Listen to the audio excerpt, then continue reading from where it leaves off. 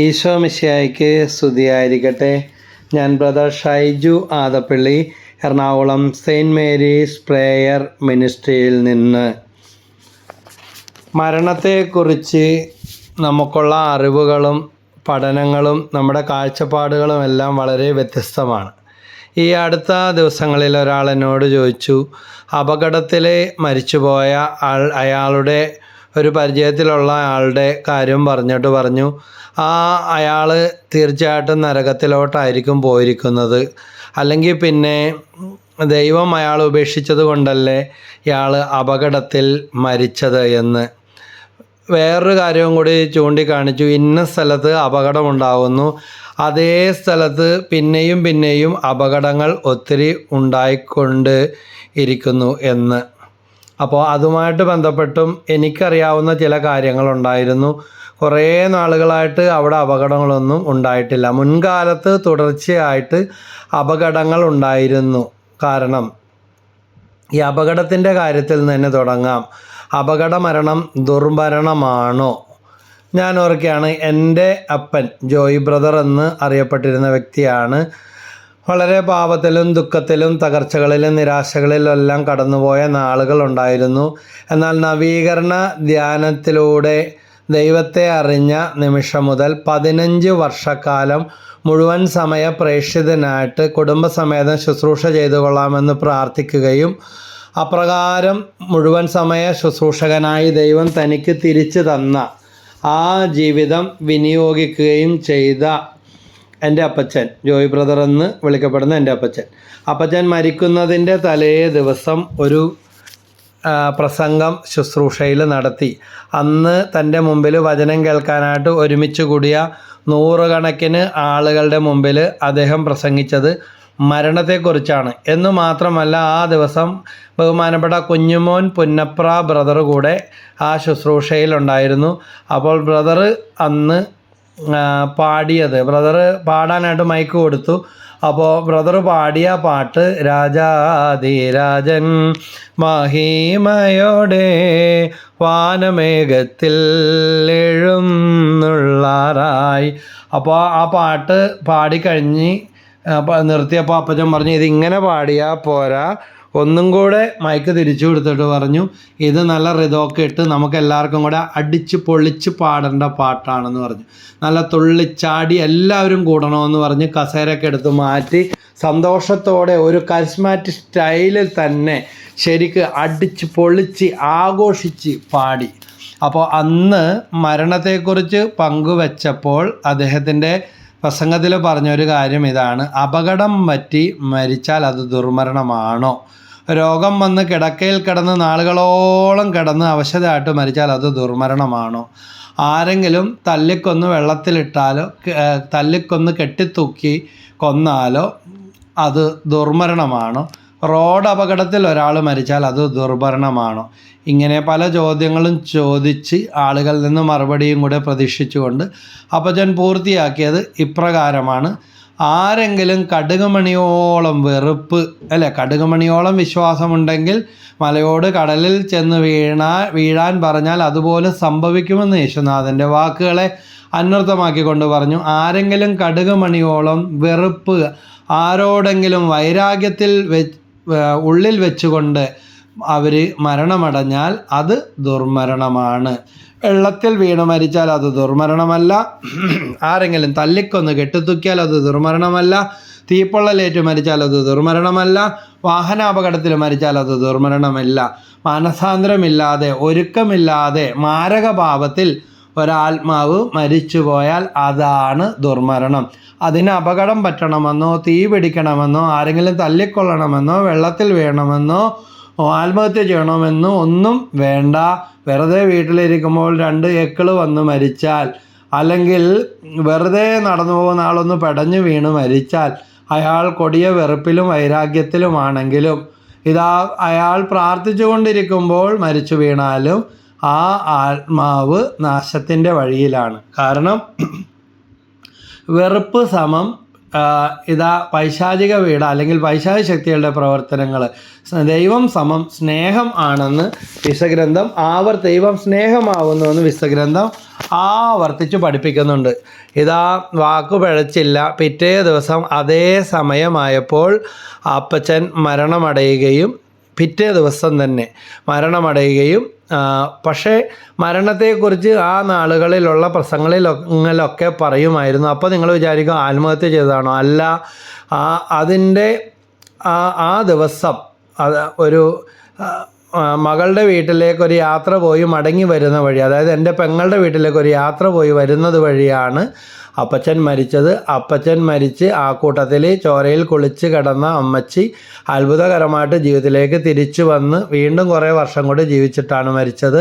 എന്ന് മാത്രമല്ല, അപ്പച്ചൻ അന്ന് കൂട്ടിക്കൊണ്ടുവരുന്ന അല്ലെങ്കിൽ ഗർഭിണിയായിരുന്നതിൻ്റെ കാര്യം ചർച്ച ചെയ്യാൻ തീരുമാനിക്കാൻ വേണ്ടി പോയ ബന്ധു വീട്ടിലേക്ക് പോയ അന്നത്തെ എൻ്റെ പെങ്ങൾ രണ്ടാമത്തെ കുഞ്ഞിനെ പ്രസവിച്ചു.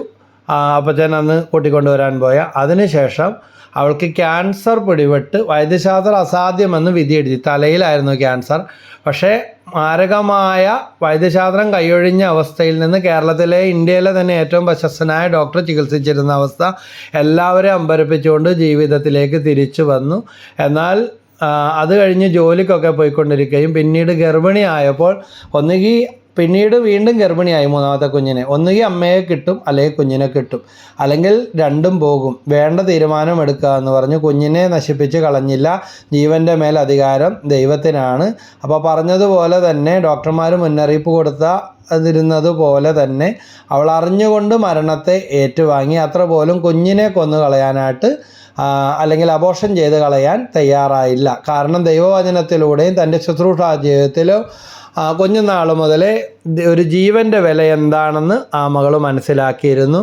ഞാനും എൻ്റെ സഹോദരനും കൂടെ ഞാൻ IMSൽ ദമ്പതി ധ്യാനത്തിൻ്റെ ക്ലാസ്സും കഴിഞ്ഞ് IMS അമ്മയുടെ മുമ്പിൽ പ്രാർത്ഥിച്ചിട്ട് നിൽക്കുമ്പോൾ ഒരു ഫോൺ വന്നു. അപ്രകാരം ഇനി ഒന്നും ചെയ്യാനില്ലാത്ത അവസ്ഥകളിൽ എൻ്റെ അളിയൻ്റെ വീട്ടിലായിരുന്നു. അവിടെ വന്ന് അവളെ കണ്ടു. എന്നിട്ട് ഒരു ഫസ്റ്റ് എയ്ഡ് എന്ന നിലയിൽ ഒന്നും ചെയ്യാനില്ല, ഹോസ്പിറ്റലിലേക്ക് കൊണ്ടുവന്നു.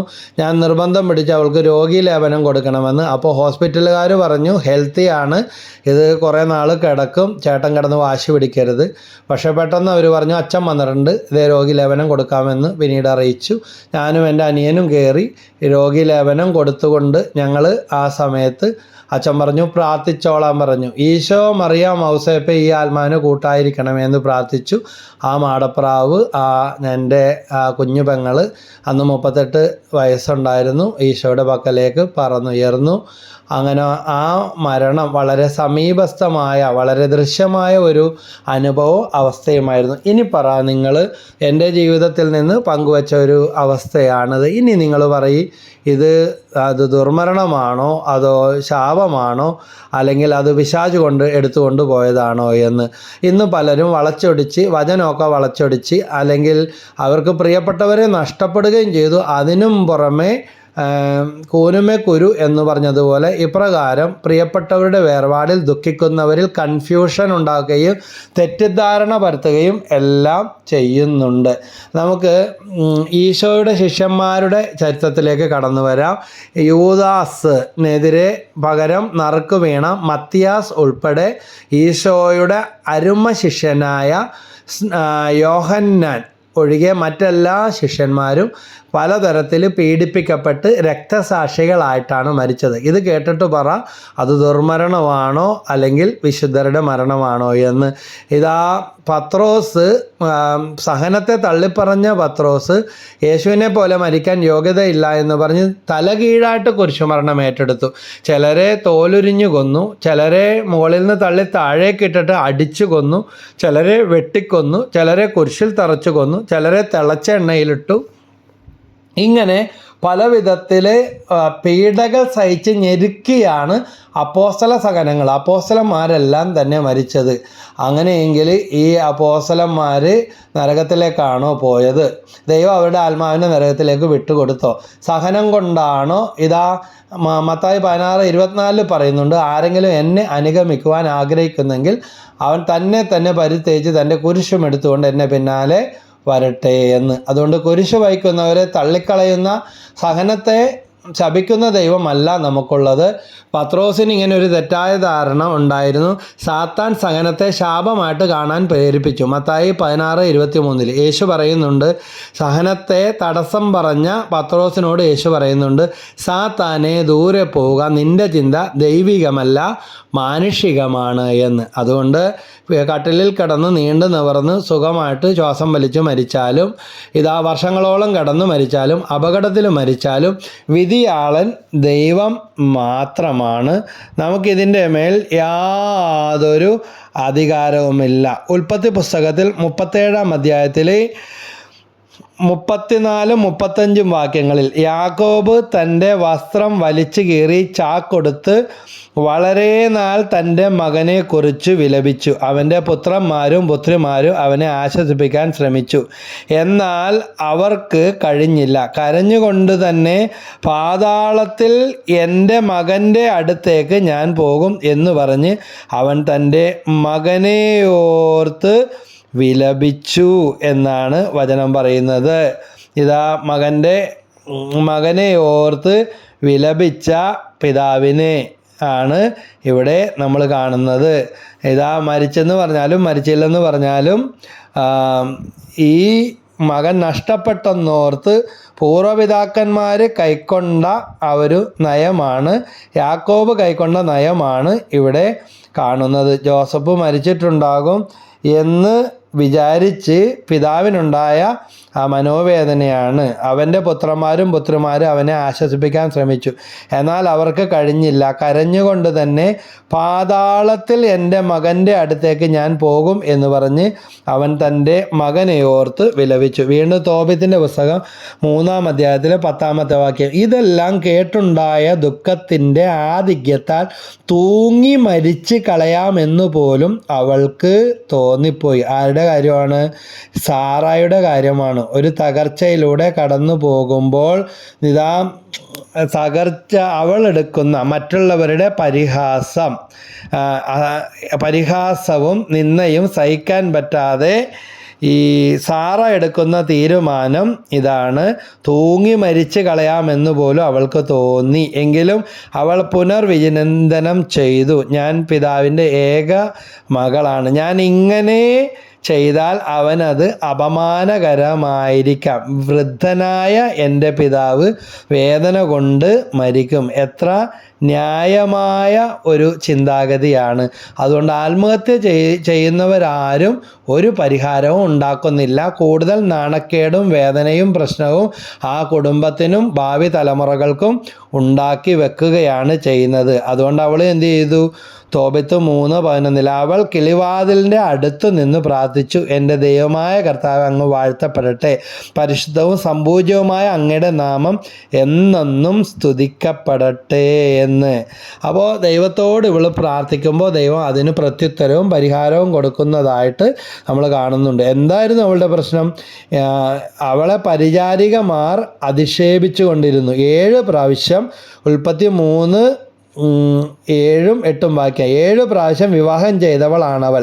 എന്നാൽ അവളെ പ്രാപിക്കുന്നതിന് മുമ്പ് ഓരോ ഭർത്താവും അശ്മേദേവുസ് എന്ന ദുഷ്ടപിശാചിനാൽ വധിക്കപ്പെട്ടിരുന്നു. അതിനാൽ പരിചാരികമാർ അവളോട് ചോദിച്ചു, നീ തന്നെയല്ലേ ഭർത്താക്കന്മാരെ കഴുത്ത് ഞെരിച്ച് കൊന്നത്? 7 പേരെ നിനക്ക് ലഭിച്ചു, എന്നാൽ ആരുടെയും നാമം ധരിക്കാൻ നിനക്ക് ഇടയായില്ലല്ലോ.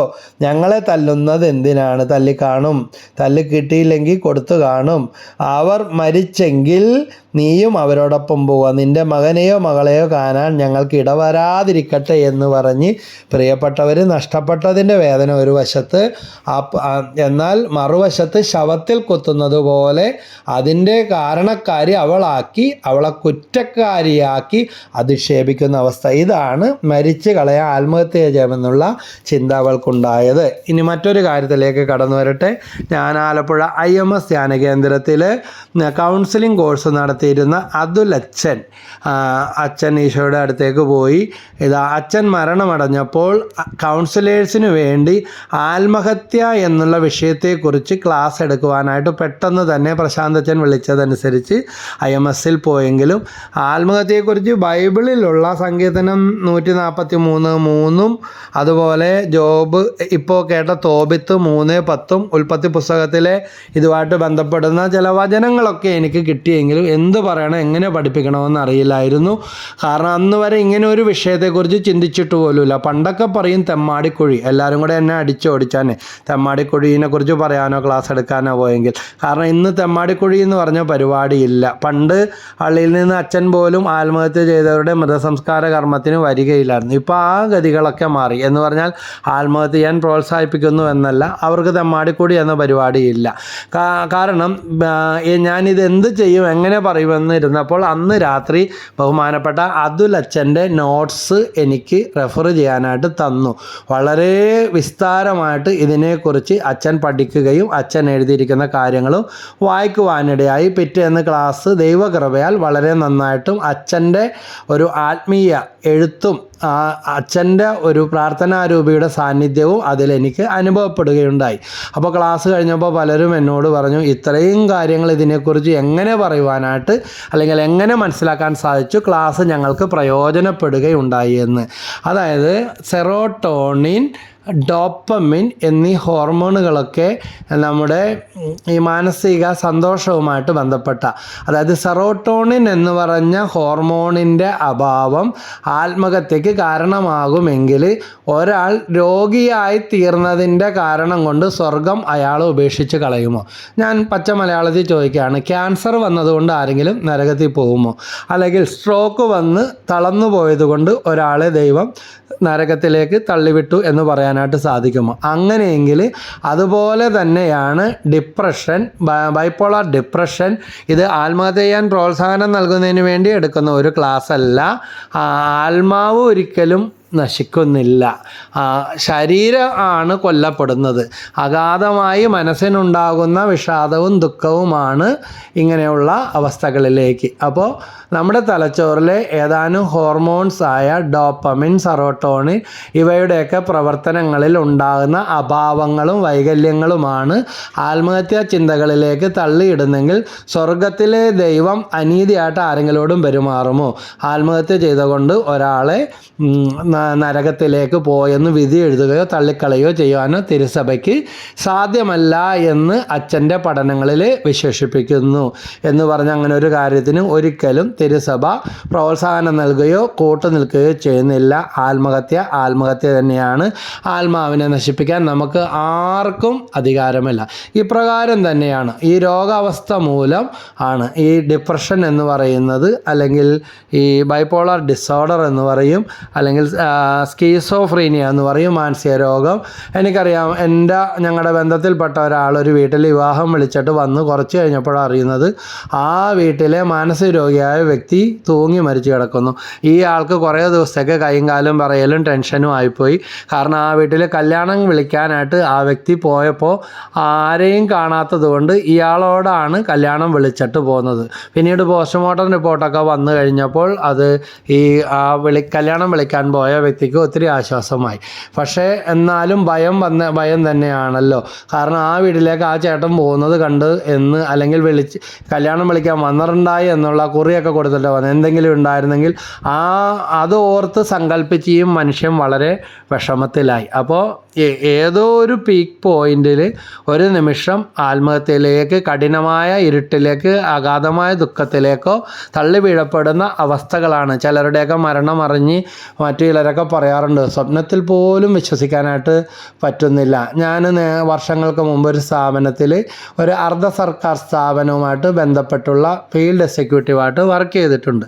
അപ്പോൾ ഞങ്ങൾക്ക് മോട്ടിവേഷൻ ക്ലാസ്സുകളൊക്കെ തന്നിരുന്ന നല്ല ഉന്നത ലെവലിൽ ശമ്പള സ്കെയിലുള്ള ഉന്നത കുടുംബത്തിൽപ്പെട്ട നല്ല വരുമാനമുള്ള എപ്പോഴും ചിരിച്ച് നടക്കുന്ന നല്ല സ്മാർട്ടായ എല്ലാവരെയും ചാർജ് ചെയ്യുന്ന ഒരു വ്യക്തി ആത്മഹത്യ ചെയ്തെന്ന് പറഞ്ഞ് വിളിച്ചു പറഞ്ഞപ്പോൾ വിശ്വസിക്കാൻ പറ്റുന്നില്ല. ഇനി വല്ലവരും കൊന്നതായിരിക്കും, പക്ഷേ സംഭവിച്ചത് ഇന്നത് തന്നെയാണ്. പിന്നീട് മനസ്സിലായി ജീവിതത്തിലുണ്ടായ ഏതോ ഒരു താങ്ങാൻ പറ്റാത്ത കുടുംബവുമായി ബന്ധപ്പെട്ട ഒരു നാണക്കേടോ ദുഃഖമോ അദ്ദേഹത്തിന് ഇനി രക്ഷയില്ല എന്നുള്ള ചിന്ത തലക്കയറിപ്പോയി. അദ്ദേഹം ഡിപ്രഷനൊന്നും മരുന്ന് കഴിച്ചിരുന്നില്ല.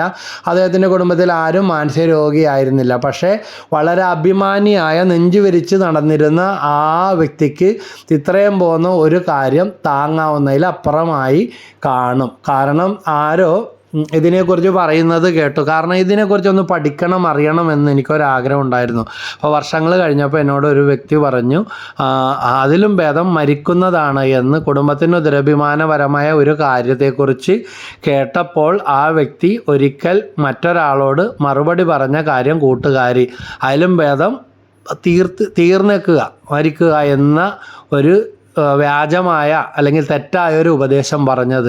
അപ്പോൾ അത്രയും സ്മാർട്ടായി അത്രയും മോട്ടിവേഷനൊക്കെ എടുത്ത് നടന്നിരുന്ന ഒരു വ്യക്തിയുടെ അവസ്ഥ ഒന്ന് ആത്മഹത്യ ചെയ്തത് വിശ്വസിക്കാൻ പോലും ഞങ്ങൾക്ക് സാധിച്ചില്ല. പക്ഷേ അദ്ദേഹത്തിന് എന്തോ ഒരു നാണക്കേട്, അല്ലെങ്കിൽ ആരോടും പറയണ്ട, അല്ലെങ്കിൽ ഇനി അത് വിവരിച്ച് ജീവിക്കേണ്ട എന്ന് തോന്നിയ ഒരവസ്ഥയാണ് തെറ്റായ തീരുമാനമെടുക്കാനായിട്ട് ആ മനുഷ്യനെ പ്രേരിപ്പിച്ചതെന്ന് പറയുന്നു. ഒരിക്കലും അത് അംഗീകരിക്കാനോ വിശ്വസിക്കാനോ ആ മനുഷ്യനെ പോലെയുള്ളവരിൽ നിന്ന് അങ്ങനെയെന്ന് വിശ്വസിക്കാൻ ഇപ്പോഴും സാധിക്കുന്നില്ല. സങ്കീർത്തനം 143:3 പറയുന്നു, ശത്രു എന്നെ പിന്തുടർന്നു, അവൻ എൻ്റെ ജീവനെ നിലത്ത് എറിഞ്ഞു തകർത്തു, പണ്ടേ മരിച്ചവനെ പോലെ എന്നെ അവൻ ഇരുട്ടിൽ തള്ളി, ഞാൻ വിഷാദഗ്രസ്തനായിരുന്നു. സങ്കീർത്തനം 143:3-4 എൻ്റെ ഹൃദയം നടുങ്ങുന്നു എന്ന് പറയുകയാണ്.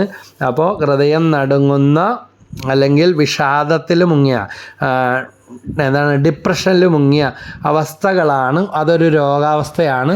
അതിന് കൗൺസിലിംഗ് പരിഹാരമായിട്ടുണ്ട്. സൈക്കോളജിസ്റ്റിൻ്റെ സഹായങ്ങൾ തേടാം. ഇനി അതും കൊണ്ട് നിന്നില്ല എങ്കിൽ സൈക്കാട്രിസ്റ്റിൻ്റെ അടുത്ത്, ഇന്ന് ഇംഗ്ലീഷ്, ഹോമിയോ, ആയുർവേദ മെഡിസിനുകളിലെല്ലാം വളരെ സമഗ്രമായ ചികിത്സകളും കൗൺസിലിങ്ങും എല്ലാം ഇതുമായിട്ട് ബന്ധപ്പെട്ടിട്ടുണ്ട്. നമ്മുടെ റിലീജിയസ് സ്ഥാപനങ്ങളിലെല്ലാം തന്നെ ഈ പ്രകാരമുള്ളവരെ സപ്പോർട്ട് ചെയ്യുന്നതിന്, പിന്നെ ഗവൺമെൻറ് നടപടിക്രമവും എന്നോണം ഇങ്ങനെയുള്ള അവർക്ക് ആവശ്യമായ കൗൺസിലിങ്ങുകളൊക്കെ നൽകുന്ന സന്നദ്ധ സംഘടനകളും പ്രവർത്തനങ്ങളും എല്ലാം ഉണ്ട്. അല്ലാതെ ജീവൻ ഒരു വിലയുമില്ലാതെ നശിപ്പിച്ച് കളയുന്നത് തികച്ചും ഒരു മോശം ചിന്താഗതിയാണ്. ആത്മഹത്യ ചെയ്യുന്നവരാരും ആർക്കും ഒന്നും ഉണ്ടാക്കുന്നില്ല. പിന്നെ അപകട മരണത്തിൻ്റെ കാര്യം പറഞ്ഞല്ലോ. ഒരു അപകടം ഉണ്ടാവുന്നത് ചിലപ്പോൾ തൻ്റെ തന്നെ വാഹനാപകടമാണെങ്കിൽ അവരവരുടെ ശ്രദ്ധക്കുറവോ അല്ലെങ്കിൽ മറ്റുള്ളവരുടെ, അതിനാണ് ആകസ്മിക മരണമെന്ന് പറയുന്നത്. ഞാൻ 2 തവണ മരണത്തിൽ നിന്ന് അത്ഭുതകരമായിട്ട് അപകട സാഹചര്യത്തിൽ നിന്ന് രക്ഷപ്പെട്ടതാണ്. അപ്പോൾ എൻ്റെ അനുഭവത്തിൻ്റെ പശ്ചാത്തലത്തിൽ പറയുകയാണ്, ഒരു റേസിംഗ് ബൈക്ക് എവിടെ നിന്നും ഒരു മൂളൽ കേൾക്കുന്നുണ്ടായിരുന്നു. പക്ഷേ ആ മൂളൽ ഞാൻ വല്ല ആംബുലൻസ് ആയിരിക്കോ എന്താണെന്ന് അറിയില്ല. എൻ്റെ ഒരു ജന്മദിന ദിവസം ഏതാനും വർഷം മുമ്പ് എന്നെ കോരി തെറിപ്പിച്ച് കളഞ്ഞു. തെറിച്ച് പോയ എൻ്റെ കാലൊക്കെ ഇഞ്ചിഞ്ചായി പോയ, എല്ലാം കൊടിഞ്ഞു പോയ, റോട്ടിൽ കൂടെ നിരക്കിയ ഒരവസ്ഥ ഉണ്ടായി. ഒരു കാറ്റ് പോലെ കോരിക്കുത്തി എറിയുന്നത് പോലത്തെ അവസ്ഥയാണ്. പിന്നെ എനിക്കൊന്നും ഓർമ്മയില്ല, കാര്യമായ ഓർമ്മയൊന്നും എനിക്കില്ല. ഓപ്പറേഷനൊക്കെ ചെയ്തു, അങ്ങനെയുള്ള അവസ്ഥകളിലൂടെ കടന്നുപോയി. അപ്പോൾ കുറേ പേര് പറഞ്ഞു അയാൾ എങ്ങനെയാണ് വന്നതെന്ന് അറിഞ്ഞില്ല, നിയന്ത്രണമില്ലാത്തതുപോലെയാണ് വന്നത്. ഒരു ചെറുപ്പക്കാരനായിരുന്നു. വീണ്ടും അതുപോലെ പിറ്റേ കൊല്ലം അതേ സമയത്ത് അതിൻ്റെ ഇപ്പുറത്തെ വശത്ത്, ആദ്യം വലതുവശത്താണ് പറ്റിയത്, ഇടതുവശത്ത് വീണ്ടും വരാപ്പുഴയിൽ വെച്ച് എന്നെ 2 പയ്യന്മാർ റോഡിൻ്റെ വട്ടം, ഞാൻ ബൈപ്പാസിലൂടെ പോയിക്കൊണ്ടിരിക്കുമ്പോൾ എങ്ങനെ കയറിയോന്നറിയില്ല, എന്നെ ഞാൻ സ്കൂട്ടറിന് പോകുന്നു, അവരിതുപോലെ തന്നെ ഒരു ബൈക്ക് ഇടിച്ച് തെറിപ്പിച്ച് നിർത്താതെ പോയി കളഞ്ഞു. എല്ലാവരും പറഞ്ഞു അവിടെ ഒരു ക്യാമറയൊക്കെ ബേക്കറിയുടെ മുമ്പിലുണ്ട്. പിന്നെ ദൈവകൃപയാൽ അന്ന് പറ്റിയ അത്രയും പറ്റിയില്ലെങ്കിൽ അപകടം പറ്റി എൻ്റെ വിരലൊക്കെ അതൊക്കെ വിട്ടു തൂങ്ങിക്കിടന്നു.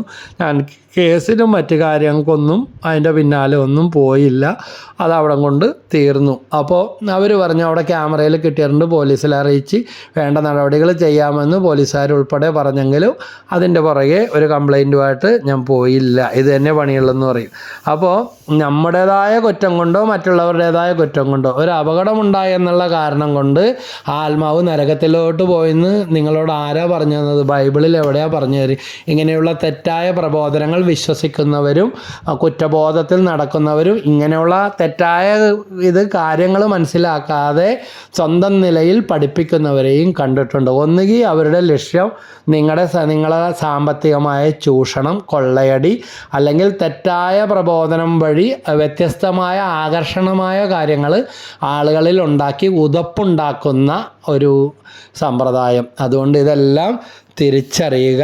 കാരണം ജീവൻ്റെ മേലും മരണത്തിൻ്റെ മേലും അധികാരം ദൈവത്തിനാണ്. അപകടങ്ങളിൽ പെട്ട് മരിച്ചെന്ന് പറഞ്ഞോ, തീ പൊള്ളി മരിച്ചെന്ന് പറഞ്ഞോ, ആരെങ്കിലും തല്ലിക്കൊന്നെന്ന് പറഞ്ഞോ ഈ ആത്മാവ് നരകത്തിലേക്കല്ല. വർഷങ്ങൾക്ക് മുമ്പ് കരിസ്മാറ്റിക് നവീകരണം കേരളമാകെ കത്തിപ്പടരുന്നതിന് വേണ്ടി ഇന്നത്തെ പല ധ്യാനഗുരുക്കന്മാരും ഉയർന്നു വരുന്നതിന് മുൻപേ ഒരു സ്ഥലത്ത് നിന്ന് അടുത്ത സെൻറ്ററിലേക്ക് പാഞ്ഞു നടന്ന സെബാസ്റ്റ്യൻ മുണ്ടഞ്ചേരി അച്ഛൻ്റെ ധ്യാന ശുശ്രൂഷകൾ ഇടവപ്പള്ളിയിലൊക്കെ നടന്നപ്പോൾ ഞാനൊക്കെ കൂടിയിട്ടുണ്ട്. ഒത്തിരി തീക്ഷ്ണതയുള്ള അനേകർക്ക് വചനം പറഞ്ഞു കൊടുത്ത വെട്ടൊന്ന് തുണ്ടൻ രണ്ട് ഒരു വൈദികനായിരുന്നു. കാരണം ഒരു കാലത്ത് മഞ്ഞുമ്മൽ ധ്യാന കേന്ദ്രം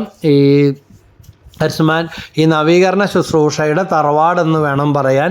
അതുപോലെ ഡിവൈൻ ധ്യാന കേന്ദ്രം, പെരുമ്പാടപ്പ് CRC, ആലപ്പുഴ IMS ധ്യാന കേന്ദ്രം, പോട്ട ആശ്രമം, ഡിവൈൻ, ഇങ്ങനെയൊക്കെ കാറ്റ് മാറി മാറി വീശി. പിന്നീട് അട്ടപ്പാടി, അണക്കര, കൃപാസനം, ഇത് കാറ്റ് അതിന് ഇഷ്ടമുള്ളിടത്തേക്ക് വീശുന്നു. നമ്മുടെ വിഷയം അതല്ലല്ലോ. അപ്പോൾ ദൈവം ഓരോ സ്ഥലങ്ങളെയും ഓരോ പ്രസ്ഥാനങ്ങളെയും ഉയർത്തി കൊണ്ടുവരും. കാറ്റ് അതിന് ഇഷ്ടമുള്ളിടത്തേക്ക് വീശുന്നു. കാറ്റ് പരിശുദ്ധാത്മാവിനെ കുറിച്ച് തന്നെയാണ് അവിടെ പറയുന്നത്. അപ്പോൾ ഈ ശുശ്രൂഷകളിലായിരുന്ന സെബാസ്റ്റ്യൻ മുണ്ടഞ്ചേരി അച്ഛൻ ഒരു വാഹന അപകടത്തിൽ കൊക്കയിലേക്ക് പോയി മരിച്ചെന്നുള്ള വാർത്തയാണ് പത്രത്തിലൂടെ അന്ന് അറിയാനായിട്ടൊക്കെ സാധിച്ചത്. ഇതുപോലെ പിന്നീട് പാവപ്പെട്ട സ്കൂൾ കുട്ടികൾക്ക് കൊടുക്കാൻ വേണ്ടി സ്കൂൾ തുറക്കുന്ന സമയത്ത് പുസ്തക വിതരണത്തിനും അനാഥർക്ക് കൊടുക്കാനുള്ള സാധന സാമഗ്രികൾ കളക്ട് ചെയ്ത് വന്ന ഒരു ബിഷപ്പ് വാഹനാപകടത്തിൽ മരിച്ച ഒരു സംഭവവും വർഷങ്ങൾക്ക് മുൻപ് ഇങ്ങനെ പത്രത്തിൽ വായിച്ച. അപ്പോൾ ഒക്കെ ചിന്തിച്ചിട്ടുണ്ട്, ഇവർ നരകത്തിലാണോ പോയത്, അല്ലെ ദൈവം ഇവർ ഉപേക്ഷിക്കളിച്ച് കളഞ്ഞതിൻ്റെ ലക്ഷണങ്ങളാണോ എന്ന്. ഇതാ ജ്ഞാനത്തിൻ്റെ പുസ്തകം 3-ാം അധ്യായത്തിൽ 4 മുതൽ 7 വരെയുള്ള വാക്യങ്ങളിൽ പറയുന്നുണ്ട്. ശിക്ഷിക്കപ്പെട്ടവരെന്ന് മനുഷ്യദൃഷ്ടിയിൽ തോന്നിയാലും അനശ്വരമായ പ്രത്യാശ ഉള്ളവരാണവർ. അല്പകാല ശിക്ഷണത്തിന് ശേഷം അവർക്ക് വലിയ നന്മ കൈവരും. അങ്ങനെയെങ്കിൽ ഇതാ അലക്സാണ്ടർ എന്ന് പറഞ്ഞ ആ മനുഷ്യൻ്റെ കുത്ത് തുരുതുര ഏറ്റു മരിച്ച മരിയ കൊരേത്തിയെ വിശുദ്ധ എന്ന് വിളിക്കാൻ നമുക്ക് എന്ത് യോഗ്യതയുണ്ട്? ആത്മാവ് സ്വർഗത്തിലേക്കാണോ പോയിരിക്കുന്നത്? അതുകൊണ്ട് തെറ്റായ വ്യാഖ്യാനങ്ങൾ നടത്തരുത്. അലക്സാണ്ടറിനോട് ക്ഷമിക്കുകയും കൂദാശകൾ സ്വീകരിച്ച് ആത്മാവിനെ ദൈവതൃക്കരങ്ങളിൽ സമർപ്പിച്ച് അനുഗ്രഹിച്ച് പ്രാർത്ഥിച്ച് അലക്സാണ്ടറിന് പ്രാർത്ഥിച്ച വിശുദ്ധ മരിയ കൊരേത്തിയുടെ മരണം കുത്തേറ്റാണ് മരിച്ചത്. നമുക്ക് ദൃഷ്ടാന്തമാണ്.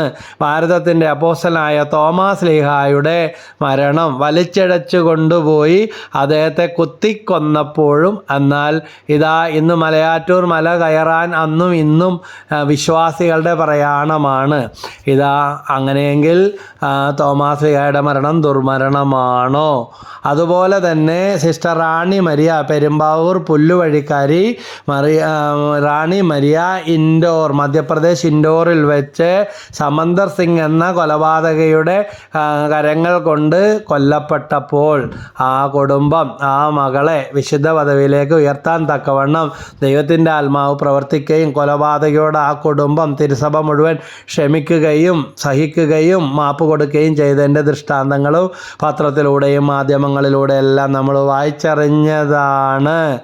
ഓർക്കുക, ഇതെല്ലാം തിരിച്ചറിയുക. അതുകൊണ്ട് സഹനത്തെ ശാപമായിട്ട് കാണാൻ, പ്രിയപ്പെട്ടവരുടെ മരണം പലവിധ കാരണങ്ങൾ ഉണ്ടായിട്ടുള്ളതിൽ ഏതെങ്കിലുമൊക്കെ ഓർത്ത് കുറ്റബോധത്താൽ നീറുന്നവരുണ്ടെങ്കിൽ അതെല്ലാം മാറ്റുക. അതിനു വേണ്ടിയാണ് ഇങ്ങനെ ഒരു പ്രബോധനം തരുന്നത്. ആത്മാവ് ദൈവത്തിൽ നിന്നാണ് വരുന്നത്. ശിക്ഷിക്കപ്പെട്ടവരെന്ന് ജ്ഞാനം 3:4-7 മനുഷ്യദൃഷ്ടിയിൽ തോന്നിയാലും അനശ്വരമുള്ള പ്രത്യാശ ഉള്ളവരാണവർ. അല്പകാല ശിക്ഷണത്തിന് ശേഷം അവർക്ക് വലിയ നന്മ കൈവരും. ദൈവം അവരെ പരിശോധിക്കുകയും യോഗ്യരെന്ന് കാണുകയും ചെയ്തു. അല്പകാല ശിക്ഷണത്തിന് ശേഷം അവർക്ക് വലിയ നന്മ കൈവരും. ഉലയിൽ സ്വർണമെന്ന പോലെ അവിടുന്ന് അവരെ ശോധന ചെയ്ത് ദഹനബലിയായി സ്വീകരിച്ചു. അവിടുത്തെ സന്ദർശനത്തിൽ അവർ പ്രശോഭിക്കും. വൈക്കോലിൽ തീപ്പൊരി എന്ന പോലെ അവർ കത്തിപ്പടരുമെന്നാണ് പറഞ്ഞത്. അവരില്ലാതെ ആയി നശിച്ചു പോകുന്നല്ല പറഞ്ഞിരിക്കുന്നത്. അതുകൊണ്ട് ആത്മാവിൻ്റെ സംരക്ഷകൻ നിയന്താവ് ദൈവം തന്നെയാണ്. ഇനി ഞങ്ങളുടെ അപ്പച്ചൻ മരിച്ച ആ സ്ഥലത്ത് അശാസ്ത്രീയമായ നിർമ്മാണം മൂലം ആ സമയം വരെ 10-26ഓളം പേര് ഇതുപോലെ മരണപ്പെടുകയും അനേകർക്ക് അംഗഭംഗവും വാഹന അപകടവും ഉണ്ടായ സാഹചര്യങ്ങളെ അറിയുവാനായിട്ട് ഇടയായി. ഇതാ തുടർന്നുള്ള പരാതികളും അന്വേഷണങ്ങളൊക്കെ നിലനിൽക്കെ ഇതുപോലെ തുടർച്ചയായി വലിയ പോലീസ് ഉദ്യോഗസ്ഥർക്ക് പോലും ആ സ്ഥലങ്ങളിൽ വെച്ച് മാരകമായ അപകടം പറ്റിയിട്ടുണ്ട്. അപ്പോൾ ആ ഭാഗം അടച്ചു കെട്ടുകയും അതായത് ഗതാഗത നിയന്ത്രണ സംവിധാനങ്ങളിൽ ചില ആ സ്ഥലത്തൂടെയുള്ള മാർഗങ്ങളിൽ ചില ക്രമീകരണങ്ങളും മാറ്റങ്ങളും വരുത്തി അടച്ചു കെട്ടുകയും ചെയ്തതോടുകൂടെ ഒരു കാലഘട്ടത്തിൽ തുടരെ അപകടം ഉണ്ടായിരുന്ന ആ സ്ഥലത്ത് നിന്ന് അപകടത്തിൻ്റെ പരമ്പര തന്നെ അപ്രത്യക്ഷമായതായിട്ട് അറിയുവാനും മനസ്സിലാക്കുവാനും ഇടയാകുന്നു. ഇതുപോലെ മറ്റൊരു സ്ഥലത്തും തുടരെ ഒരു വളവിൻ്റെ അവിടെ ഇങ്ങനെ അപകടമുണ്ടായിരുന്ന ആ സ്ഥലത്ത് കുറേ പേര് മരണമായി. ഇപ്പോൾ ഇത്ര പേര് മരിച്ചു കഴിഞ്ഞു. എഴുതിവെക്കൽ തന്നെയായിരുന്നു.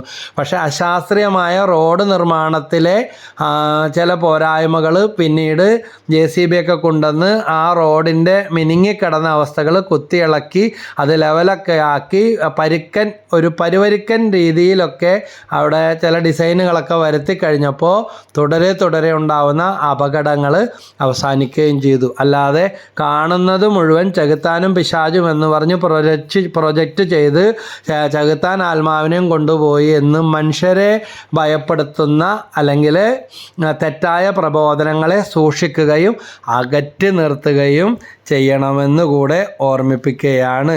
അത് പറഞ്ഞ് പണം തട്ടുന്നവരും തട്ടിക്കുന്നവരും ഉണ്ട്. അങ്ങനെയുള്ളവരുടെ പരിസരത്ത് പോലും പോകുകയോ പരക്കാത്ത് പോലും കയറ്റുകയോ ആ പ്രബോധനങ്ങൾ കേൾക്കുകയോ ചെയ്യരുത്. വീണ്ടും 1 കൊരിന്തോസ് 3-13 മുതൽ 15 വരെയുള്ള വാക്യങ്ങളിൽ ഓരോരുത്തരുടെയും പണി പരസ്യമാകും. കർത്താവിൻ്റെ ദിനത്തിൽ അത് വിളംബരം ചെയ്യും. അഗ്നിയാൽ അത് വെളിവാക്കപ്പെടും. ഓരോരുത്തരുടെയും പണി ഏത് തരത്തിലുള്ളതെന്ന് അഗ്നി തെളിയിക്കുകയും ചെയ്യും. ആരുടെ പണി നിലനിൽക്കുന്നുവോ അവൻ സമ്മാനിതനാവും. ആരുടെ പണി അഗ്നിക്കിരയാവുന്നുവോ അവൻ നഷ്ടം സഹിക്കേണ്ടി വരും. എങ്കിലും അഗ്നിയിലൂടെ എന്ന വണ്ണം അവൻ രക്ഷ പ്രാപിക്കും. ഒരുപക്ഷെ ആത്മാവ് സഹനങ്ങളിലൂടെ അഗ്നിശോധനയിലൂടെ ഈ ലോകത്തിൽ തന്നെ കടന്നു പോകേണ്ടി വരുമ്പോൾ അവർക്ക് ശുദ്ധീകരണ സ്ഥലത്തുള്ള വാസങ്ങളിലൊക്കെ ദൈവം ഇളവ് കൊടുക്കുകയും ഈ ലോകത്ത് സഹിക്കുന്ന സഹനങ്ങളിലൂടെ അവരുടെ ശുദ്ധീകരണ വാസം കുറഞ്ഞു കിട്ടുകയും അവരിലോ അവരുടെ കുടുംബത്തിലോ തലമുറകളിലോ അത് ശുദ്ധീകരണത്തിനും ആത്മരക്ഷയ്ക്കും ഒക്കെ കാരണമായി തീരുകയും ചെയ്യുന്നതായിട്ട് വിശുദ്ധരുടെയൊക്കെ ദൃഷ്ടാന്തങ്ങൾ വിശുദ്ധ ജെർത്രൂദ്, വിശുദ്ധ പാദ്രി പിയോ എന്നിങ്ങനെ അവരുടെ പ്രബോധനങ്ങളും പഠനങ്ങളും അതുപോലെ ഒരു കപ്പുച്ചിൻ വൈദികൻ്റെ റീഡ് ഇറ്റ് ഓർ റൂയിറ്റ് വായിക്കൂ അല്ലെങ്കിൽ വിലപിക്കൂ എന്നുള്ള ഈ പ്രകാരമുള്ള കാര്യങ്ങളെ കൂടെ ഉൾപ്പെടുത്തിയുള്ള ഗ്രന്ഥത്തിലൊക്കെ മരിച്ച ആത്മാക്കളെക്കുറിച്ചും മരണ കാര്യങ്ങളെക്കുറിച്ചൊക്കെ ഉൾപ്പെടുത്തുന്ന പ്രബോധനങ്ങളിൽ നമുക്ക് വ്യക്തമായിട്ട് മനസ്സിലാക്കുന്നുണ്ട്. വെളിപാട് 7:14 പറയുന്നു, ഞാൻ മറുപടി പറഞ്ഞു, പ്രഭോ അങ്ങേക്കറിയാമല്ലോ. അപ്പോൾ അവർ പറഞ്ഞു, ഇവരാണ് വലിയ ഞെരുക്കത്തിൽ നിന്ന് വന്നവർ, കുഞ്ഞാടിൻ്റെ രക്തത്തിൽ തങ്ങളുടെ വസ്ത്രങ്ങൾ കഴുകി വെളുപ്പിച്ചവർ. അതുകൊണ്ട് ഈ ലോക സഹനങ്ങളിലൂടെ കടന്നു വരുന്ന ആത്മാക്കളെ ദൈവം അല്ലെങ്കിൽ ശുദ്ധീകരണ സ്ഥലത്തെ ശോധനകളിലൂടെ കടന്നു പോകേണ്ടത് അവരെ ദൈവം ഉപേക്ഷിച്ചതിൻ്റെ ലക്ഷണങ്ങളല്ല, ദൈവീക പദ്ധതികളുടെയും ദൈവീക ക്രമീകരണങ്ങളുടെയും ഭാഗമാണെന്ന് കൂടെ തിരിച്ചറിയുക. 1 പത്രോസ് 4:18-19 പറയുന്നുണ്ട്, നീതിമാൻ കഷ്ടിച്ചു മാത്രം രക്ഷപ്പെടുന്നുവെങ്കിൽ ദുഷ്ടൻ്റെയും പാപിയുടെയും സ്ഥിതി എന്തായിരിക്കും? അതുകൊണ്ട് അപകടത്തിൽ മരിച്ചു, ആരെങ്കിലും കൊന്നുകളഞ്ഞു, അല്ലെങ്കിൽ വാഹനാപകടം ഉണ്ടായി, അല്ലെങ്കിൽ ആത്മഹത്യ ചെയ്തു എന്നതുകൊണ്ടല്ല ഒരാളെ വിധിക്കാനായിട്ട് നമുക്ക് സാധിക്കുന്നത്. ഒരാൾ രോഗാവസ്ഥ മൂലം മരണമടഞ്ഞെങ്കിൽ ആ ആത്മാവിനെക്കുറിച്ച് ദൈവമാണ് വിധി പ്രസ്താവിക്കുന്നതും തീരുമാനമെടുക്കുന്നതും. ഇപ്പോൾ ഷുഗർ ഉള്ളത് കൊണ്ട് ഒരാൾക്ക് ഉണ്ടാകുന്ന ബുദ്ധിമുട്ടുകൾ പോലെ തന്നെ, ക്യാൻസർ വരുന്നത് കൊണ്ട് ഒരാൾക്കുണ്ടാകുന്ന ബുദ്ധിമുട്ടുകൾ പോലെ തന്നെ സെറോട്ടോണിൻ, ഓക്സിറ്റോക്സിൻ, അതുപോലെ ആഡ്രിനാലിൻ, ഡോപ്പമിൻ, ഇതൊക്കെ മനുഷ്യൻ്റെ ചില സന്തുലിത അവസ്ഥകൾ, മനസ്സ് കൈവിട്ടു പോകുന്ന ഇതുപോലെയുള്ള ക്രമീകരണങ്ങൾ കൊണ്ടാണ് ഇങ്ങനെയുള്ള ചില അവസ്ഥകളിലൊക്കെ വീണു പോകുന്നതെങ്കിൽ ദൈവം ഒരിക്കലും ആ ആത്മാക്കളെ തള്ളിക്കളയുകയില്ല എന്ന് തന്നെയല്ലേ പറയാനായിട്ട് സാധിക്കുന്നത്. അതുകൊണ്ട് ആത്മഹത്യ ആരും ചെയ്യരുത്. ആത്മഹത്യ ഒരു പരിഹാരമല്ല. അങ്ങനെയുള്ളവരോട് അത് നമ്മൾ പിന്തിരിപ്പിക്കുകയും, ഒരു നിമിഷം ഒന്ന് ഞാൻ ഓർക്കുകയാണ്, എനിക്ക് ഏറ്റവും അടുപ്പമുള്ള ഒരു സീനിയർ ആയിട്ടുള്ള മനുഷ്യൻ ആത്മഹത്യ ചെയ്യാൻ വേണ്ടി ഇരിക്കുന്ന പീക്ക് പോയിന്റിലാണ് ഞാൻ ഫോൺ ചെയ്തതെന്ന് ആ മനുഷ്യൻ പറയുകയാണ്. ഈ പ്രകാരം എൻ്റെ ശുശ്രൂഷാ ജീവിതത്തിൽ ഇങ്ങനെ പെട്ടെന്ന് മനസ്സിൽ തോന്നി വിളിച്ച ചില സംഭവങ്ങൾ, ഒരു സ്ത്രീ പറഞ്ഞ ഇതാണ്, അന്ന് ബ്രദർ പറഞ്ഞു തന്ന ആ സമയത്ത് ഞാൻ തകർന്നിരിക്കുമ്പോൾ, നല്ല പഠനവും പദവിയുമുണ്ട്, പക്ഷേ ഒരു തെറ്റിദ്ധാരണയുടെ പേരിലും ജീവിത പങ്കാളി, ഇന്ന് അവരുടെ ജീവിത പങ്കാളി ഇല്ല, മരിച്ചുപോയി, നിന്ന് കേട്ട വളരെ ഹീനമായ വാക്കുകളും അത് മക്കളെ വിശ്വസിപ്പിക്കുന്ന തരത്തിലുള്ള കെട്ടുകഥകളൊക്കെ ഉണ്ടാക്കി ഇനി താൻ ജീവിച്ചിട്ട് കാര്യമില്ല എന്ന് മരിക്കാനിരിക്കുന്ന ആ ദിവസം ബ്രദർ വിളിക്കുകയും, ഇതൊന്നും അറിഞ്ഞിട്ടല്ല വിളിക്കുന്നത്, പക്ഷേ ദൈവം അങ്ങനെ ഒരു പ്രേരണ തന്നു, അതുകൊണ്ട് മാത്രമാണ് ചില കാര്യങ്ങൾ പറഞ്ഞു കൊടുക്കുകയും പിന്നീട് നേരിൽ കണ്ട് സംസാരിക്കുകയും ചെയ്തു ജീവിച്ചിരിക്കുന്നത്. അതുപോലെ തന്നെ ഒരു പുരുഷൻ്റെ കാര്യത്തിൽ വിജാതീയനായ ഒരു മനുഷ്യനാണ് ഷൈജു, എങ്ങനെ തോന്നി എന്നെ വിളിക്കാനെന്ന് ചോദിക്കുകയാണ്. ഒരു തെറ്റിദ്ധാരണാജനകമായ അദ്ദേഹം മനഃപൂർവ്വമല്ലാതെ ഇടപെട്ടു പോയ ഒരു സാമ്പത്തിക കാര്യത്തിൽ ആ കള്ളപ്പേര് അദ്ദേഹത്തിൻ്റെ മേൽ വരികയോ പത്രത്തിൽ വരികയോ ചെയ്യാൻ സാധ്യത ഉണ്ടായിരുന്ന ആ കാര്യം മാറിപ്പോയി, പ്രശ്നം പരിഹരിക്കപ്പെടുകയും ചെയ്തു. ചതിക്കപ്പെട്ട ഒരവസ്ഥ. പക്ഷേ ആത്മഹത്യ ചെയ്യാനിരുന്നപ്പോഴാണ് ഷൈജു എന്നെ വിളിച്ചത്. അപ്പം തന്നെ നേരിട്ട് കാണണമെന്ന് പറഞ്ഞ് ഞങ്ങൾ കണ്ടു, സംസാരിച്ചു. പിന്നീട് പല ദിവസങ്ങൾ കാണാനും പ്രാർത്ഥിക്കാനൊക്കെ ഇടയായി. ആ മനുഷ്യൻ അതിൽ നിന്നെല്ലാം മാറി ഇപ്പോഴും ജീവിച്ചിരിപ്പുണ്ട്. അതിൻ്റെ സ്നേഹവും നന്ദിയും എല്ലാം ഉണ്ട്, ഇല്ലേലും കുഴപ്പമില്ല. നമ്മളോടല്ലല്ലോ. നീതിമാൻ കഷ്ടിച്ച് മാത്രം രക്ഷപ്പെടുന്നെങ്കിൽ ദുഷ്ടൻ്റെയും പാപിയുടെയും സ്ഥിതി എന്തായിരിക്കും? ആയാൽ ദൈവഹിതമനുസരിച്ച് സഹിക്കുന്നവർ നന്മ ചെയ്തുകൊണ്ട് വിശ്വസ്തനായ സൃഷ്ടാവിന് തങ്ങളുടെ ആത്മാക്കളെ ഭാരമേൽപ്പിക്കട്ടെ. 1 പത്രോസ് 4:18-19. അതുകൊണ്ട് ആത്മാക്കളുടെ മേൽ അധികാരം ആർക്കാണ്? ദൈവത്തിനാണ്. നമ്മൾക്കാർക്കും വിധിയാളന്മാരാകാനുള്ള അധികാരമില്ല. അന്തിമ വിധിയെക്കുറിച്ച് മത്തായി സുവിശേഷം 25-ാം അധ്യായത്തിൽ പറയുന്നുണ്ട്, എനിക്ക് വിശന്നു, നിങ്ങൾ എനിക്ക് ഭക്ഷിക്കാൻ തന്നു, ഞാൻ നഗ്നനായിരുന്നു, എനിക്ക് ഉടുക്കാൻ തന്നു, ഞാൻ കാരാഗൃഹവാസിയാൻ, നിങ്ങൾ എന്നെ സന്ദർശിച്ചു, എനിക്ക് ദാഹിച്ചു, നിങ്ങൾ എനിക്ക് കുടിക്കാൻ തന്നുവെന്ന്. അപ്പോൾ എപ്പോഴാണ് കർത്താവേ എന്ന് നിങ്ങൾ ചോദിക്കുമ്പോൾ, ഈ ചെറിയവരിൽ ഒരുവന് ചെയ്തു കൊടുത്തപ്പോൾ എനിക്ക് തന്നെയാണ് ചെയ്തു തന്നതെന്ന വാക്യം മറന്നു പോകരുത്. അതുകൊണ്ട് ദൈവം നമ്മുടെ കുറവുകളിലേക്കല്ല, കർത്താവിൻ്റെ കണക്ക് നല്ലോണം ഓർത്തിരിക്കുക. 99=1. ലോകത്തിൻ്റെ കണക്ക് പോലെയല്ല. 99 നീതിമാന്മാരെക്കാൾ ഒരു പാപിക്ക് ഇതാ ആരുടെ വിലയാ? തൻ്റെ പുത്രൻ്റെ വില. സ്വന്തം പുത്രനെ നൽകുവാൻ തക്കവിധം ദൈവം നമ്മെ അത്രമാത്രം സ്നേഹിച്ചു എന്നാണ്.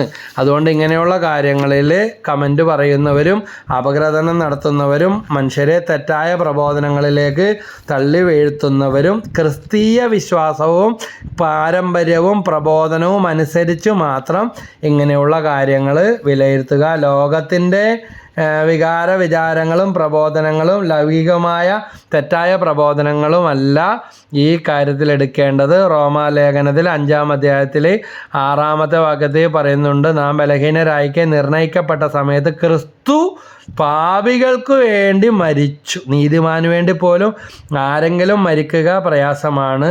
ഒരുപക്ഷെ ഒരു നല്ല മനുഷ്യന് വേണ്ടി മരിക്കാൻ വല്ലവരും തുനിഞ്ഞെന്ന് വരാം. എന്നാൽ നാം പാപികളായിരിക്കെ റോമ 5:6-8 വരെ ക്രിസ്തു നമുക്ക് വേണ്ടി മരിച്ചു. അങ്ങനെ നമ്മോടുള്ള തൻ്റെ സ്നേഹം ദൈവം പ്രകടമാക്കിയിരിക്കുന്നു. ആ ക്രിസ്തുവിൻ്റെ രക്തത്താലാണ്, 9-ാമത്തെ വചനം റോമ 5:9 രക്തത്താലാണ് നമ്മൾ നീതീകരിക്കപ്പെടുന്നത്. നമ്മൾ വിലക്ക് വാങ്ങപ്പെടുകയാണ് ചെയ്യുന്നത്. അതുകൊണ്ട് നമ്മുടെ കുടുംബങ്ങളിൽ നിന്ന് ഒരുക്കമില്ലാതെ മരിച്ചു പോയവരുണ്ടെങ്കിൽ നമ്മളെ നിരാശപ്പെടുത്താൻ പിശാച് തെറ്റായ പ്രബോധനങ്ങൾ തരുന്നത്, അത് ഇതിലെ കെട്ട് ഇതിലെ കളഞ്ഞേക്കുക. ഒരാത്മാവിനെ നേടാൻ ദൈവം തൻ്റെ വില തന്നെ കൊടുത്തു കഴിഞ്ഞു. യേശുവിൻ്റെ രക്തത്താൽ വിലയ്ക്ക് വാങ്ങപ്പെട്ടവരാണ് നമ്മൾ ഓരോരുത്തരും. ആ യേശുവിൻ്റെ രക്തം തളിച്ച് രക്തം കൊടുത്ത് വിലയായിട്ട് ആത്മാക്കളെ സമർപ്പിച്ച് പ്രാർത്ഥിക്കാൻ നമുക്ക് സാധിക്കുമ്പോൾ ഈ അന്ധവിശ്വാസങ്ങളുടെ കെട്ടുകളൊക്കെ തകരും, കുടുംബങ്ങൾ ഉയർത്തപ്പെടും, നമുക്ക് പ്രത്യാശ കിട്ടും. കുഷ്ഠരോഗികൾക്ക് വേണ്ടി മൊളോക്കോ ദ്വീപിൽ പോയി ശുശ്രൂഷ ചെയ്ത് കുഷ്ഠരോഗിയായി തീർന്ന് പിന്നീട് മരിച്ച ഫാദർ ഡാമിയൻ ഉൾപ്പെടെ അൽത്താരയിലെ വണക്കത്തിന് വേണ്ടി ഉയർത്തപ്പെട്ടു. വിശുദ്ധ മാക്സ് മില്യൻ കോൾബെ നാസി തളങ്കൽ പാളയത്തിൽ ജയിൽ ചാടിപ്പോയ ആൾക്ക് പകരമായിട്ട് നറുക്ക് വീണയാൾക്ക് പകരം മരിക്കാൻ വേണ്ടി, എന്ന് പറഞ്ഞാൽ നറുക്ക് വീണ വേറൊരാളാണ്, അയാൾ വാവിട്ട് കരയുകയാണ്, പകരം ഒരാൾ കൊല്ലപ്പെടണം. 10 പേരിൽ ഒരാൾ നറുക്കിട്ടു, ഒരാൾ ജയിലിൽ ചാടിപ്പോയപ്പോൾ. അപ്പോൾ ആ നറുക്ക് വീണ ആൾ വാവിട്ട് കരയുക, എൻ്റെ ഭാര്യ, എൻ്റെ കുഞ്ഞുങ്ങൾ. ജയിൽ മോചനം അടുത്ത് കിടന്നിരുന്ന ഒരു കുറ്റവാളിയായിരുന്നു. അയാൾക്ക് പകരമായി ഈ ക്രൈസ്തവ മിഷണറി, മതപീഡനത്തെ പ്രതി ജയിലിൽ കിടന്ന ഈ ക്രൈസ്തവ മിഷണറിയായ മാക്സ് മില്യൻ കോൾബോ പറഞ്ഞു, നിനക്ക് പകരമായി, ഇവന് പകരമായി എൻ്റെ ജീവൻ എടുക്കുക എന്ന്. അങ്ങനെ തന്നെ മരണത്തിന് വിട്ടുകൊടുത്തു. അമ്പുകളേറ്റു പിടഞ്ഞിട്ടും മരിക്കാതെ സൗഖ്യപ്പെട്ടിട്ട് ഐറിൻ എന്ന് പറഞ്ഞ സ്ത്രീ കൊണ്ടുപോയി ശുശ്രൂഷ ചെയ്തിട്ട് വീണ്ടും തിരിച്ചു വന്ന് ഗത കൊണ്ട് വടി കൊണ്ട് അടിയേറ്റ് ക്രിസ്തുവിന് വേണ്ടി, വിശ്വാസികൾക്ക് വേണ്ടി മരിക്കാൻ തയ്യാറായ സെബസ്ത്യാനോസിൻ്റെ മക്കളാണ്. ഞങ്ങളുടെ ഇടവക മധ്യസ്ഥ വിശുദ്ധ സെബസ്ത്യാനോസ്, അച്ചാള്ളിക്കവട്ടം സെയിൻറ്റ് സെബാസ്റ്റ്യൻ പള്ളി, ശാന്തിനഗർ സെയിൻറ്റ് സെബാസ്റ്റ്യൻ പള്ളി, വിശുദ്ധ സെബസ്ത്യാനോസിൻ്റെ മധ്യസ്ഥതയിലാണ് ഞങ്ങൾ പ്രാർത്ഥിക്കുന്നത്. അതുകൊണ്ട് രക്തസാക്ഷികളുടെ ചുടുനിണത്തിലാണ് തിരുസഭ വളർന്നു വന്നത്. തെറ്റായ പ്രബോധനങ്ങൾ കേൾക്കരുത്, തെറ്റായ പ്രബോധനങ്ങൾ വിശ്വസിക്കരുത്. മരിച്ചവരെ തരം താഴ്ത്തുന്ന രീതിയിലുള്ള മനുഷ്യരെ, കുടുംബങ്ങളെ താറടിച്ച് കാണിക്കാനും ഭയപ്പെടുത്താനുമുള്ള പിശാചിൻ്റെ അപകടങ്ങളിൽ മരിച്ചുപോയവരെയും കൊല്ലപ്പെട്ടവരെയും എല്ലാം താറടിച്ച് കാണിക്കാനുള്ള പിശാചിൻ്റെ കള്ള അധികാരത്തിൻ്റെ പ്രബോധനങ്ങൾ നമ്മൾ തിരിച്ചറിയുക. തെറ്റായ പ്രബോധനങ്ങൾ തീർത്തും അവഗണിക്കുക. സർവശക്തനായ ദൈവത്തിൽ ഞാൻ വിശ്വസിക്കുന്നുവെന്നാണ് തിരുസഭ നമ്മളെ പ്രാർത്ഥിക്കാനായിട്ട് വിശ്വാസ പ്രമാണത്തിലൂടെ പഠിപ്പിച്ചത്. വിശുദ്ധ കത്തോലിക്ക സഭയിലും പുണ്യവാന്മാരുടെ ഐക്യത്തിലും അല്ലേ, പാപങ്ങളുടെ മോചനത്തിലും ഞാൻ വിശ്വസിക്കുന്നു. എന്താണ് വിശുദ്ധ കത്തോലിക്ക സഭയിൽ സഭ തരുന്ന പ്രബോധനങ്ങൾ അവിടെ നിന്നും ഇവിടെ നിന്നും ഇവരും പോകുന്നതല്ല. ശരി, സഭാ പ്രബോധനവും പാരമ്പര്യത്തിലും മുറുകെ പിടിക്കുക, വിശുദ്ധ വചനങ്ങൾ ഉൾക്കൊള്ളുക. വിശുദ്ധ കത്തോലിക്ക പുണ്യവാന്മാരുടെ ഐക്യം, വിശുദ്ധരുടെ പാരമ്പര്യവും പ്രബോധനവുമാണ് സഭയിലുള്ളത്. പ്രബോധനം പുണ്യന്മാരുടെ ഐക്യത്തിലും പാപങ്ങളുടെ മോചനത്തിലും ഇതാ തിരുസഭയിലൂടെ ലഭിക്കുന്ന പാപമോചന അധികാരം, ശുശ്രൂഷ, കുമ്പസാരം, പാപപരിഹാര ബലികൾ എല്ലാമുണ്ട്. അതിനെല്ലാം വില കുറച്ച് കാണുന്ന പ്രബോധനങ്ങളും തെറ്റായ അറിവുകളും മാറ്റിക്കളഞ്ഞുകൊണ്ട് ഇതാ മരിച്ചവരോട് നമുക്ക് സ്നേഹവും കരുണയും ഉള്ളവരാകാം. നമ്മളൊക്കെ എങ്ങനെയാണ് മരിക്കുന്നത്, എപ്പോഴാണ് മരിക്കുമെന്ന് അറിയില്ല. ഞങ്ങൾ ആദ്യമായിട്ട് IMSC വന്ന് ധ്യാനം കൂടുന്നതിന് മുമ്പ് ഞങ്ങൾ വചനത്തിലേക്ക് നയിച്ച ഒരു സഹോദരൻ ഇതുപോലെ വചനം പ്രസംഗിച്ചുകൊണ്ടിരിക്കുമ്പോൾ ഇന്ത്യയിൽ തന്നെ ഒരു സ്ഥലത്ത് വെച്ച് മറിഞ്ഞു വീണ് ആശുപത്രി കൊണ്ടുപോയി മരണമടഞ്ഞെന്ന് പറഞ്ഞു. ഇതുപോലെ ബൈബിളും പിടിച്ച് പ്രസംഗിക്കാൻ കയറുന്ന ആളെ കാണാതെ ഇപ്പോൾ വന്നു നോക്കുമ്പോൾ മരിച്ചിരിക്കുന്നതും, അതുകൊണ്ട് നല്ല സൽമരണമാണെന്നോ അല്ലെങ്കിൽ അപകടത്തിൽ ഒരാൾ മരിച്ചതുകൊണ്ട് ദുർമരണമാണെന്നോ വിധിക്കാൻ വരട്ടെ. വിധിയാളൻ ദൈവം മാത്രമാണ്. ഈ ശാരീരികമായ സഹനങ്ങളും ഞെരുക്കങ്ങളും എല്ലാം ഒരുപക്ഷെ ദൈവം ദൈവം അനുവദിച്ചേക്കാം. അങ്ങനെയെങ്കിൽ കായേൻ ആബേലിനെ കൊന്നപ്പോൾ ആബേലിൻ്റെ മരണത്തെ ദുർമരണം എന്നല്ലേ വിളിക്കേണ്ടത്? ഇതാ കായേൻ ശാപത്തിലേക്ക് കടന്നു വരുന്നതായിട്ട് നമ്മളവിടെ കാണുകയാണ്. സഹോദരഘാതകനായ കായേനെ പുണ്യാളനും ആക്കേണ്ടി വരും. ആബേലിൻ്റെ ആത്മാവ് നാശത്തിലേക്ക് പോയെന്നും പറയേണ്ടി വരും. അതുകൊണ്ട് തെറ്റായ പ്രബോധനങ്ങൾ തിരിച്ചറിയുക.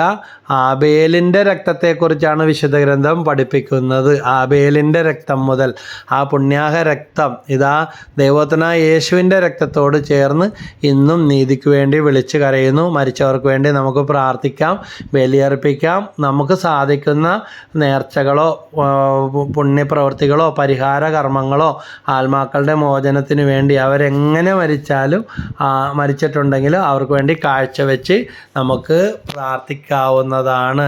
വിശുദ്ധ കത്തോലിക്ക സഭയിലും പുണ്യന്മാരുടെ ഐക്യത്തിലും പാപങ്ങളുടെ മോചനത്തിലും ഞാൻ വിശ്വസിക്കുന്നുവെന്ന്, നിത്യജീവിതത്തിലൊക്കെ വിശ്വസിക്കുന്നുവെന്ന് നമുക്ക് സഭ തരുന്ന ആ പ്രബോധനത്തെ മുറുകെ പിടിച്ച് സത്യത്തിൻ്റെയും നീതിയുടെയും പാതയിൽ മുന്നോട്ട് പോകാം.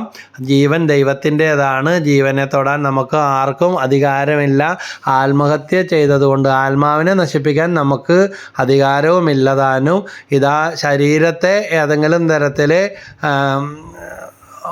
മരണപ്പെടുത്താൻ കൊല്ലാൻ വേണ്ടി ഒരുപക്ഷെ സാധിച്ചേക്കാം. ആത്മാവിനെ നശിപ്പിച്ച് കളയുന്ന അത് ഊർജമാണ്. ഊർജത്തെ നശിപ്പിക്കാൻ എനിക്കും നിങ്ങൾക്കും ഒരു വിധത്തിലും സാധ്യമല്ല. താൽക്കാലികമായ ശരീരത്തിൻ്റെ ഒരു മരണം മാത്രമേ അവിടെ സംഭവിക്കുന്നുള്ളൂ. കഠിനമായ ദുഃഖത്തിലേക്കും വേദനയിലേക്കും മനസ്സ് പോകുമ്പോൾ ഉണ്ടാകുന്ന. അതുകൊണ്ട് സന്തോഷകരമായ 1 തെസ്സലോനിക്കർ 5:16 എപ്പോഴും സന്തോഷത്തോടെ ഇരിക്കുവിൻ, നിരന്തരം പ്രാർത്ഥിക്കുവിൻ. അതുകൊണ്ട് ആരെങ്കിലോടൊക്കെ ഏറ്റവും അടുത്ത 1-2 മിത്രങ്ങൾ അങ്ങനെയുള്ള ഡിപ്രഷനൊക്കെ ഉള്ളവർക്ക് തുറന്ന് സംസാരിക്കുമ്പോൾ അതെല്ലാം മാറാൻ തക്ക രീതിയിൽ ആത്മമിത്രങ്ങൾ ഉണ്ടാകട്ടെ. അല്ലെങ്കിൽ കൗൺസിലിംഗ് ഒക്കെ തേടാവുന്നതാണ്. ഒരുപാട് മനസ്സ് കലങ്ങി മറിയാത്തവരൊക്കെ ആണെങ്കിൽ മാനസിക രോഗികളെ ധ്യാനങ്ങളിൽ പങ്കെടുപ്പിക്കുന്നതല്ല എന്ന് ചില ധ്യാന കേന്ദ്രങ്ങളുടെ നോട്ടീസുകളിൽ പോലും പ്രിൻ്റ് ചെയ്തിട്ടുണ്ട്. കാരണം മരുന്നുകൾ എടുക്കേണ്ടതാണെങ്കിൽ അത് മരുന്ന് എടുക്കണം, മരുന്ന് വേണ്ട എന്നല്ല. എന്നാലും മാനസിക സംഘർഷങ്ങളൊക്കെ ഉണ്ട്. അത് ലഘൂകരിക്കാൻ ധ്യാനവും മെഡിറ്റേഷനും പ്രാർത്ഥനകളും ഗാനങ്ങളിലും വചനങ്ങളിൽ കൂടെയൊക്കെ സാധിക്കും. അതിനുള്ള അനുഗ്രഹങ്ങൾ ദൈവം എല്ലാവർക്കും പ്രദാനം ചെയ്യട്ടെ. ആത്മാവിൻ്റെ ഉടയവൻ ദൈവമാണ്. ആത്മാവിൻ്റെ വിധികർത്താവ് ദൈവമാണ്. ഏതെങ്കിലും ഒരാൾ അപകടത്തിൽ മരിച്ചെന്നും പറഞ്ഞ് ആ വഴിയെ പോകുന്നവരെ പിടിക്കാനൊന്നും അവിടെ കുടിയിരിക്കുന്ന ആത്മാവല്ല. ക്രിസ്തീയമായ പ്രബോധനം അതല്ല. വീണ്ടും ആളെ പിടിക്കാനും കൂട്ടാനും ഇരിക്കുന്ന ഒരു രീതിയല്ല അവിടെ ഉള്ളത്. ഇവിടെ നിന്നോ അവിടേക്കോ, അവിടെ നിന്നോ അവിടെ നിന്ന് ഇവിടേക്കോ ആർക്കും പോകാനോ പ്രവേശിക്കാനോ സാധ്യമല്ല എന്ന് ലാസറിൻ്റെയും ധനവാന്റെയും ആ ഉപമയിലൂടെ വിശുദ്ധ ഗ്രന്ഥത്തിൽ വ്യക്തമായിട്ട് പഠിപ്പിക്കുന്നുണ്ട്. അവിടെ പറയുന്നുണ്ട്, ഭൂമിയിൽ ധനവാൻ പറയുന്നുണ്ട്, ധനവാന് പേരില്ല, ദരിദ്രനാണ്, ഉപേക്ഷിക്കപ്പെട്ട് എറിഞ്ഞു കിടക്കുന്നവനാണെങ്കിലും അവന് കർത്താവ് കഥയിൽ പേര് കൊടുക്കുന്നുണ്ട്. അവൻ്റെ പേര് ലാസർ. ആ വാക്കിൻ്റെ അർത്ഥം ദൈവം സഹായമായിട്ടുള്ളവനാണ്. അപ്പോൾ ഭൂമിയിൽ ധനവാൻ പറയുന്നുണ്ട്, എൻ്റെ സഹോദരന്മാർ ഇവിടെ നിന്ന് ആരെങ്കിലും പോയി അവരെ പറഞ്ഞു കൊടുത്താൽ അപ്പോൾ അവരെങ്കിലും രക്ഷപ്പെടട്ടെ. അപ്പോൾ ദൈവം പറയുന്ന ഇതാണ്, അവിടെ അവർക്ക് പ്രവാചകന്മാരും മറ്റും ഒക്കെ ഉണ്ട്. അവരാരും പൂർവ്വപിതാക്കന്മാരും പ്രവാചകന്മാരും ഒന്നും പറഞ്ഞാൽ കേൾക്കാത്തവർ ഇവിടെ നിന്ന് ആരെങ്കിലും ചെന്നാലും അവർ ചെയ്താനും വിശ്വാസിന്നൊക്കെ പറയാൻ വേണ്ടി പോകുന്നുള്ളൂ. അതുകൊണ്ട് അവർ പറഞ്ഞാൽ കേൾക്കാത്തവർ ഇവിടെയുള്ളവർ പറഞ്ഞിട്ട് കേൾക്കണ കേൾവിയൊന്നും വേണ്ട എന്ന് പറയുന്നുണ്ട്. അതുകൊണ്ട് ഒരുവനെ വിട്ടുപോയ ആത്മാവ് ഇങ്ങനെ വേറെ പിടിക്കാനൊന്നും ഒട്ടിപ്പിടിക്കുന്ന കറങ്ങി നടക്കുന്ന പ്രവണതകളില്ല. അങ്ങനെ തെറ്റായ കാര്യങ്ങൾ വിശ്വസിക്കരുത്. പ്രാർത്ഥിച്ചാൽ പോകാത്ത ബന്ധനമൊന്നുമില്ല. മാർക്കോസ് 9:29 പറയുന്നുണ്ട്, പ്രാർത്ഥന കൊണ്ടല്ലാതെ മറ്റൊന്നുകൊണ്ടും ഈ വർഗം പുറത്തു പോകുകയില്ല എന്ന്. അതുകൊണ്ട് യേശുവിൻ്റെ തിരുരക്തം കൊണ്ട് ഞങ്ങളെ കഴുകണേയെന്ന്. മരിച്ചവരോടുള്ള തെറ്റായ അറിവും അജ്ഞതയും അന്ധവിശ്വാസങ്ങളും ഞങ്ങളിൽ നിന്ന് മാറ്റണമേ. എപ്പോഴും ഒരുക്കമുള്ളവരായി ജീവിക്കാനും ഒരു നൽമരണം നൽകി അനുഗ്രഹിക്കണമെന്ന് നമുക്ക് ദൈവത്തോട് കൃത്യമായിട്ട് പ്രാർത്ഥിക്കാം. നേരത്ത് സഹായിക്കാൻ പ്രത്യേക കൃപ ലഭിച്ച പരിശുദ്ധ അമ്മയുടെയും വിശുദ്ധ ഔസേപ്പിതാവിൻ്റെയും സ്മരണയും മാധ്യസ്ഥവും എല്ലാവർക്കും ഉണ്ടാകട്ടെ. നിത്യം പിതാവിൻ്റെയും പുത്രൻ്റെയും പരിശുദ്ധാത്മാവിൻ്റെയും നാമത്തിൽ ആമേൻ. ഈശോ മിശിഹായ്ക്ക് സ്തുതി.